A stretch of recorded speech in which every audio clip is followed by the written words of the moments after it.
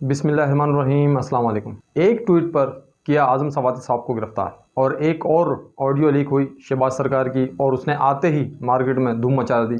और अल्लाह पाक ने न्यूट्रल को क्यों जहन्नुम में डाला। इम्पोर्टेड हुकूमत के ख़िलाफ़ इस वक्त आवाम में गुस्सा उरूज पर है, जानते हैं इस वीडियो में।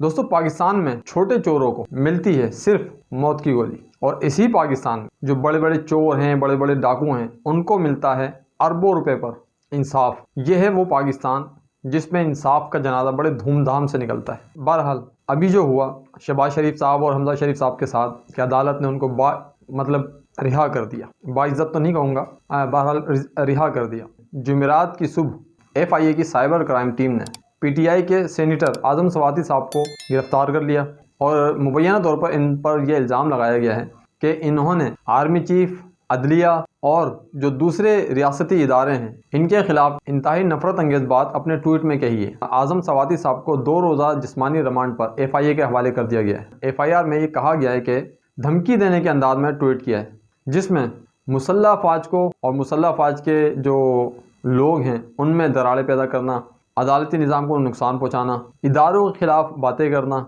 और ये सब मुल्क को नुकसान पहुँचाने वाली बातें हैं जो आज़म सवाती साहब के ट्वीट में बताई जा रही हैं। अदालत के बाहर आज़म सवाती साहब का ये भी कहना है कि सवाती साहब क्यों आपको गिरफ्तार किया गया, क्या आप पे एलिगेशन लगा है? एलिगेशन तो आपको मालूम है, कानून की खिलाफ वर्जी कोई नहीं, फंडामेंटल राइट्स की खिलाफ वर्जी कोई नहीं, आइन की खिलाफ वर्जी कोई नहीं, सिर्फ एक इल्जाम दिया है बाजवा का, और ये खिलाफ वर्जी नहीं। किसने गिरफ्तार आपको किसने किया है? ये FIA ने। किस केस में? नहीं FIA, लेकिन एजेंसियों ने, मुझ पर जो तशद्दुद किया गया है वो एजेंसियों ने किया। तो गिरफ्तार किस जुर्म में किया है? कपड़े निकाले गए हैं पार्लियामेंटेरियन के, कौम और मुल्क को बता रहा हूँ, जब तुम्हारा हशर ये होगा। आपको गिरफ्तार किस जुर्म में किया गया? कानून की पासदारी नहीं। स्वाति साहब, किस जुर्म में गिरफ्तार किया गया? ट्वीट करने पे। जी हाँ, आज़म सवाती साहब ने बिल्कुल ठीक कहा कि वो ये कह रहे हैं कि मैं अपनी कौम को ये बता रहा हूँ कि मेरे साथ इन लोगों ने क्या किया है। एक पार्लियामेंटेरियन के लिबास को उतारा गया है, उसको नंगा किया गया है, और उन पर तशद्दुद किया गया है। अब यहाँ पर तो बड़ी अजीब सी बात है ये कहना कि बहरहाल उनके ऊपर तशद्दुद किया गया है। अगर हमारी हुकूमत सोचती इस बारे में, तो उसको सोचना चाहिए था कि उनकी जो एज है, उनकी जो एज बताई जा रही है मीडिया पर, वो 70 ईयर्स है। इतने बूढ़े और इतने बुजुर्ग आदमी के साथ इस तरह की हरकत करना, क्या ये हमारे हुक्मरानों को ज़ेब देता है? अगर देखा जाए तो एक इंतहाई बुजुर्ग तरीन आदमी है, काफ़ी सीनियर सियासतदान भी हैं। जब उनको वहाँ से उठाया गया तो ज़ाहिर है उनके साथ उनके बेटे भी होंगे, बहुएँ भी होंगी, पोते नवासे सारे ही होंगे, और जब उनको ये बात पता चली होगी कि उनके साथ इस तरह के सलूक किया जा रहा है, तो उनके दिल पे क्या गुजरी होगी। इस मुल्क के बारे में या इस हुकूमत के बारे में उनके लिए क्या तासुरात जा रहे होंगे। क्या हमारी हुकूमत वाकई इंसाफ वाले काम कर रही है, या हमारी हुकूमत इस वक्त इस टाइम बदला लेने पर आई हुई है? क्या ये हुकूमत या उसके इत्तेहादी इस घिनौने खेल में इतने नीचे गिर जाएंगे, सीटों की मोहब्बत में, पैसों की मोहब्बत में, कि एक 70 साल के बुजुर्ग आदमी को नंगा किया जा रहा है, उसको टॉर्चर किया जा रहा है, बस इसी वजह से कि FIR में बताया गया है कि इन्होंने अपने ट्वीट में अफवाज पाकिस्तान के खिलाफ, इदारों के या आर्मी चीफ के खिलाफ इन्होंने कुछ बातें कही हैं। अगर आप ये देखें तो क्या हमारे जो मौजूदा हुक्मरान हैं, उन्होंने पाक मुसल्लह फ़ौज के बारे में कोई बातें नहीं कही? क्या हमारे अब मौजूदा हुक्मरानों ने पाक फ़ौज को खुली खुली धमकियां नहीं दी? क्या हमारे मौजूदा हुक्मरानों ने कोई ऐसी बात नहीं कही जिससे हमारी पाक फ़ौज पे उंगलियां उठाई जा रही हैं? क्या ये मौजूदा हुकूमत ने इस वक्त या आने जो गुजर गया टाइम, उसमें उन्होंने क्या दीन की बात कही थी पाक फ़ौज के बारे में? क्या भाईचारे की बात कही थी? हमारी ये मौजूदा इत्तेहादी जो जमातें हैं PDM की, इन सब नहीं, इन सारी 13-14 जमातें या 20 जमातें जितनी भी हैं, इन सब ने पाक फ़ौज के बारे में कहीं ना कहीं कोई ना कोई ऐसे अल्फाज यूज़ किए हैं जो नाकाबिले बर्दाश्त थे। क्या हम अपने आर्मी चीफ साहब से ये एक्सपेक्ट करेंगे कि क्या वो जो आपको बुरा भला कहें, आपको इतना उल्टा सीधा कहें, उनके लिए इनायतें हो जाएं, और जो आपके हक में बात करें उनको उल्टा और नंगा करके मारा जाए? तो ये कैसा इंसाफ है? आज ये मौजूदा हुकूमत भी अभी भी पाक अफवाज पे इक़्तिदार में आने के बाद भी धमकियां लगाती है। पाक अफवाज के बारे में बुरे बुरे नाज़ेबा अल्फाज कहे जाते हैं। क्या हमारी पाक अफवाज को ये चीज़ नहीं नज़र आ रही कि ये लोग हमें बुरा भला कह रहे हैं?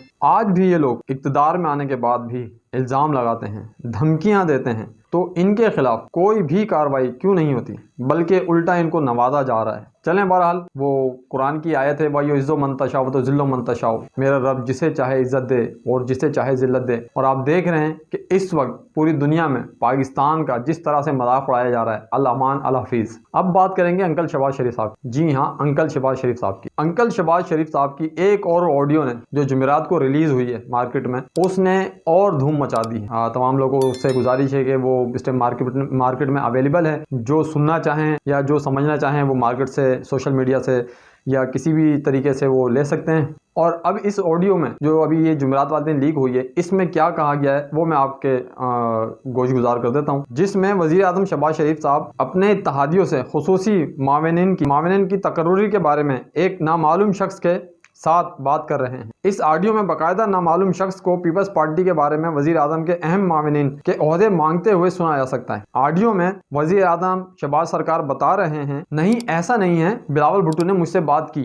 مطلب ان کے بتانے کا مقصد یہ ہے کہ نہیں ایسا معاملہ نہیں ہے، ایسا کچھ نہیں ہے۔ جو اس آڈیو کا جو پرپز ہے وہ میں آپ کو بتا رہا ہوں کہ شہباز شریف صاحب کا کہنا نہیں کوئی ایسا مسئلہ نہیں ہے، مجھ سے بات کی ہے بلاول بھٹو صاحب نے۔ دوسری طرف سے پھر ایک اور آواز آتی ہے۔ اب وہ جو دوسری آواز آتی ہے اس میں کیا کہا جا رہا ہے؟ ہمیں ظفر محمود صاحب کو بھی اور جہانزیب صاحب کو بھی ایڈجسٹ کرنا ہے۔ میں آج آپ کو حتمی نمبر بتاؤں گا۔ انہوں نے مزید کہا کہ متحدہ قومی موومنٹ کے رکن ملک احمد کو یاد دلایا گیا ہے کہ انہوں نے 2 جماعتوں کے ساتھ ڈیل کرنے میں اہم کردار ادا کیا ہے۔ اب ذرا یہاں سوچیں کہ کیا بتایا جا رہا ہے۔ میں آپ کو ان کا پورٹ فولیو بھیج رہا ہوں اور ان کا تعلق جو ہے وہ کراچی سے ہے۔ دوستو آپ سمجھ سکتے ہیں کہ ہماری پی ڈی ایم حکومت کس مقصد کے لیے اور کس پرپس کے لیے یہاں پہ اس نے گورنمنٹ بنائی ہے۔ اس کا جو مقصد تھا، اس سے تو ایسا لگتا ہے کہ اس سے عوام کو کوئی تعلق نہیں ہے، ان کا عوام سے کوئی دلچسپی نہیں ہے۔ یہ صرف اور صرف آئے تھے اپنا سارا کالا چٹھا سفید کرنے کے لیے، اپنے اوپر سے سارے الزامات کو ہٹانے کے لیے، دور کرنے کے لیے، جو اس میں وہ لوگ کامیاب بھی ہو چکے ہیں کافی حد تک، اور ان کو NRO2 ہو سکتا ہے مل بھی گیا ہو یا مل رہا ہو، یہ اللہ بہتر جانتا ہے۔ اب بات کرتے ہیں دوستوں کہ نیوٹرل کو اللہ پاک نے جہنم میں کیوں ڈالا؟ ایک عابد شخص تھا جو ہر وقت اللہ کی عبادت میں مشغول رہتا تھا، ہر وقت اللہ کی عبادت کرتا رہتا تھا، صبح شام ہر وقت اللہ کی عبادت کرتا رہتا تھا۔ اس کو باہر سے کوئی غرض نہیں تھا، باہر کیا ہو رہا ہے، کیا ہونا چاہیے، اس کو اس سے غرض نہیں تھا، وہ بس ہر وقت اللہ اللہ کرتا تھا۔ ایک دن ایسا ہوا کہ باہر 2 مسلمان آپس میں جھگڑا کر رہے تھے، جس میں سے ایک مسلمان حق پر اور دوسرا جو مسلمان تھا وہ غلطی پر تھا۔ اب جب دونوں میں بہت زیادہ تکرار ہوئی، بہت زیادہ جھگڑا ہوا، جب گریبان ایک دوسرے کے ہاتھ میں آ گئے اور بہت زیادہ شور ہو گیا، بہت زیادہ شور شرابہ ہو گیا، تو کچھ لوگ وہ جو عبادت گزار شخص تھا اس کے پاس آئے اور کہا کہ حضرت آپ فیصلہ کریں، باہر جھگڑا ہو رہا ہے۔ تو انہوں نے کہا کہ بھائی میری عبادت کا وقت ہے، ویسے ہوا کیا؟ تو انہوں نے کہا کہ جی ایک صاحب جو ہیں ان کا یہ معاملہ ہے اور ایک صاحب جو ہے وہ حق پر ہے لیکن وہ ماننے کے لیے تیار نہیں ہے۔ تو وہ جو صاحب بیٹھے ہوئے تھے، جو عبادت میں لگے ہوئے تھے، انہوں نے کہا کہ یار اللہ پہ چھوڑ دو، اللہ بہتر فیصلہ کرے گا۔ وہ لوگ وہاں سے چلے گئے۔ کچھ دنوں کے بعد اس صاحب جو عبادت گزار تھے، اس صاحب کا انتقال ہو گیا، اور جب انتقال ہو گیا تو فرشتے ان کو جنت کی طرف لے جانے لگے۔ تو اللہ رب العزت کی ندا آئی کہ فرشتوں کہاں لے کے جا رہے ہو؟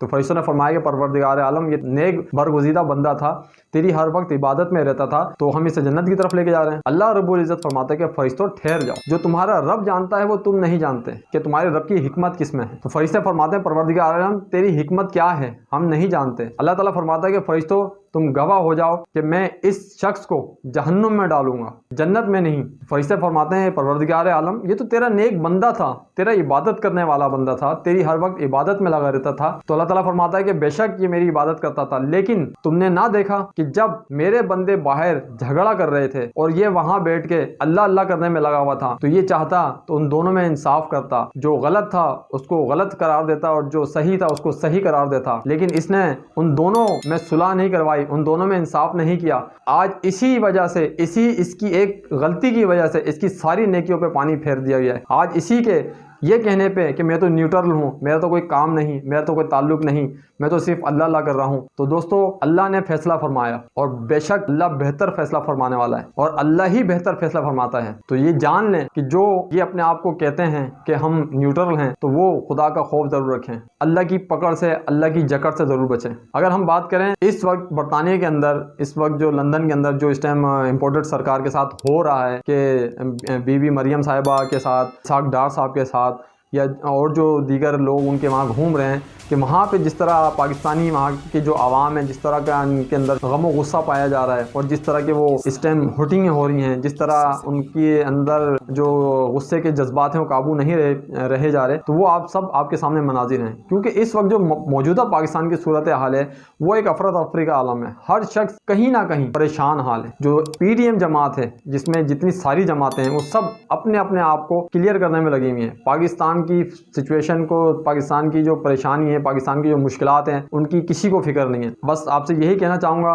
کہ اللہ کی بارگاہ میں ضرور دعا کریں، اللہ تعالیٰ ہمارے ملک کو ایک بہتر لیڈرشپ عطا کرے اور جو اس ملک کی باغ ڈور کو سنبھالے، اس ملک کے نظام کو بہتر طریقے سے چلائے. امید کرتا ہوں کہ آپ کو میری ویڈیو ضرور پسند آئی ہوگی. اگر میری ویڈیو پسند آئی ہے تو اس کو لائک کریں، شیئر کریں، سبسکرائب کریں، بیل آئیکن کے بٹن کو ضرور پریس کریں اور کمنٹ باکس میں ضرور بتائیے کہ مزید ہم اس میں اور کیا بہتر کر سکتے ہیں. آپ کی کمنٹس کا بہت زیادہ انتظار رہے گا. اللہ تعالیٰ ہم سب کو اپنی پناہ میں رکھے.